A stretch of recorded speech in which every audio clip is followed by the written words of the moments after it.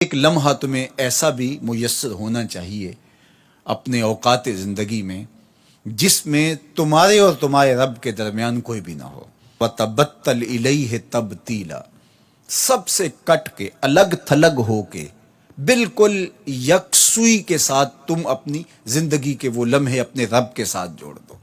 جس طرح ایک روایت میں فرمایا لی مع اللہ وقت لا یسعنی فیہ نبی مرسل ولا ملک مقرب، میرا اور میرے رب کا معاملہ کبھی ایسا ہوتا ہے درمیان میں نہ کوئی فرشتہ ہوتا ہے نہ کوئی رسول اور پیغمبر ہوتا ہے، وہاں میرا اور میرے رب کا ہی معاملہ ہوتا ہے. تو یہ یکسوئی کے لمحات ہیں.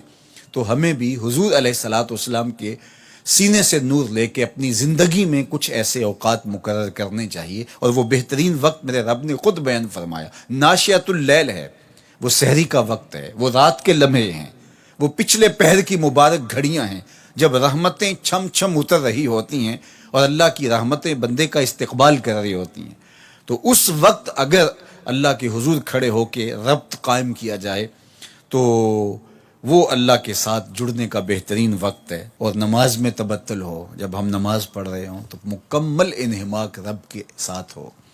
سیدنا علی المرتضیٰ رضی اللہ تعالیٰ عنہ کے بدن میں تیر لگا ہے اور وہ نماز میں مصروف ہیں اور تیر نکال لیا جاتا ہے. جب سلام پھرتا ہے تو پھر آپ کو پتہ چلتا ہے کہ یہ تو جو ہے وہ تیر تھا جو نکال لیا گیا. تو یہ انہماک ہے، رب کے ساتھ انہماک. اور وہ فرمایا گیا حدیث جبریل میں کہ اپنے رب کی اس طرح عبادت کرو کہ گویا تم اسے دیکھ رہے ہو. اور اگر یہ کیفیت پیدا نہیں ہوتی تو کم از کم یہ کیفیت تو ہو کہ وہ تمہیں دیکھ رہا ہے.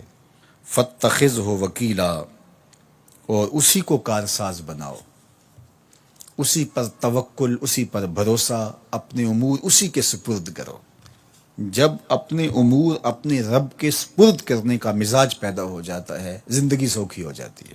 تدبیر کریں، اس کے لیے حکمت عملی ضرور آپ وضع کریں، لیکن کچھ کام کر کے اللہ پہ چھوڑ دیں. اگر توکل بھی یہی ہے کہ آپ گھٹنا بھی باندھیں اور سپرد اللہ کے کر دیں، اسی کی طرف سے کام ہوتے ہیں اور وہی کارساز حقیقی ہے. تو فرمایا کہ فَاتَّخِذْهُ وَكِيلًا، اسی کو کارساز بنا لیجئے اور اسی پر اپنے کاموں کو چھوڑ دیجئے. جو کشتیاں اس کے نام پر ڈال دی گئیں وہ ڈوبتی نہیں ہیں، وہ منزل تک ساحل تک پہنچتی ہیں.